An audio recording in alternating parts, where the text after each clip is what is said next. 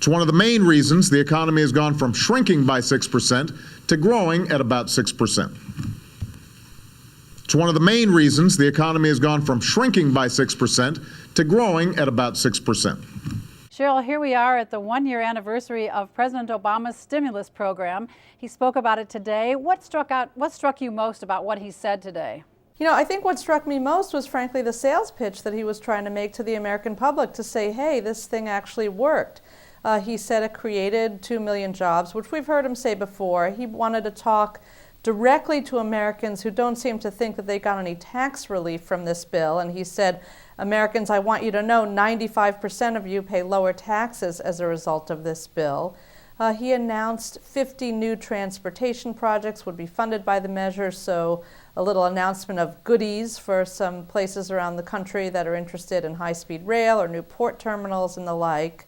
And he tried to push back against criticism of Republicans, saying that they're all too eager to vote against the bill as they rush back home to their districts to scoop up the money from it. Well, Cheryl, what about the criticism? First of all, that stimulus program just isn't big enough, and we're in such a deep hole in terms of jobs in this country that it just hasn't done enough. He needed to be bolder. How does he address that? It's funny, he didn't really address that. I mean, that's the criticism that he's getting from the left, that this package should have been bolder and broader, and it would have done more to help the economy. You really don't hear that critique that much in the political discourse here in Washington anymore.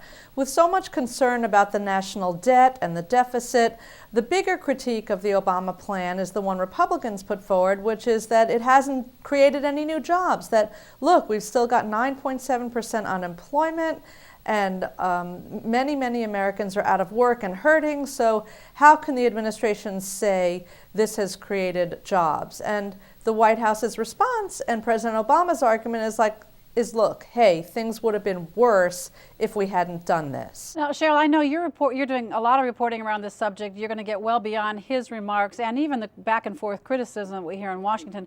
So what's your assessment of whether this is working and whether this was a good idea? Well, I think, you know, it's difficult to know because obviously we don't know. We don't have a comparison. We don't know what would have happened in the absence of this bill.